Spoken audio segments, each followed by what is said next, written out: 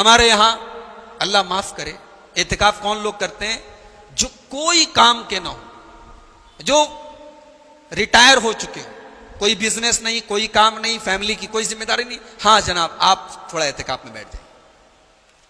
बंबई में मैंने देखा एक साहब को, हमारे अब्दुल हफीज भाई जानते हैं, बिजनेसमैन आदमी, बड़ा कारोबार है, रियल एस्टेट का कारोबार, करोड़ों का कारोबार। बंदा हर साल रमजान में एतिकाफ में बैठता है। मोबाइल स्विच ऑफ है, सारे कारोबारियों से कह दिया है, सारे बिजनेसमैन से कह दिया है, 10 दिन कोई कारोबार नहीं, नो ट्रांजैक्शन।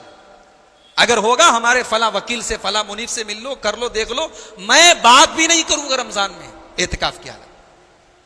मैं समझता हूं कि यह एतिकाफ है, और यह एतिकाफ हमें सिखाता है कि माल की अहमियत अपनी जगह, औलाद की अहमियत अपनी जगह, मगर जिंदगी में कुछ टाइम ऐसा भी होना चाहिए जो सिर्फ अल्लाह के लिए खास। हमारी जिंदगी में ऐसा कोई टाइम नहीं है मेरे भाई।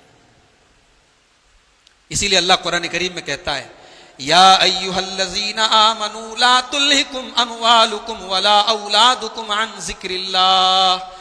ऐ ईमान वालो, माल कमाओ, औलाद से मोहब्बत करो, लेकिन माल के चक्कर में अल्लाह को भूल न जाओ, औलाद के चक्कर में अल्लाह के जिक्र से गाफिल न हो जाओ।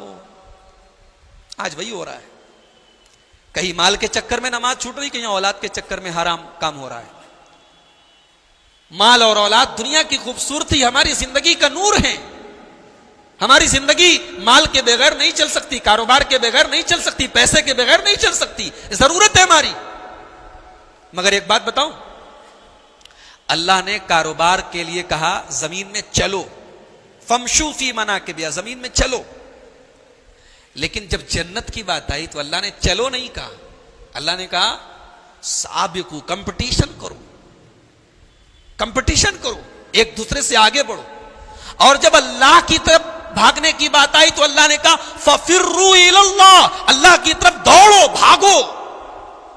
इसका मतलब यह हुआ कि टारगेट जितना इंपॉर्टेंट हो, स्पीड उतनी ही ज्यादा होनी चाहिए। मुझे माफ कीजिए, दुनिया के लिए हमारी स्पीड बहुत तेज है, दीन के लिए हमारी स्पीड बहुत स्लो है। जबकि दुनिया के लिए अल्लाह ने चलो कहा है और आखिरत के लिए दौड़ो कहा है। हम आखिरत के लिए रेंगते हैं और दुनिया के लिए दौड़ते हैं। यही फर्क है हमें और सहाबा।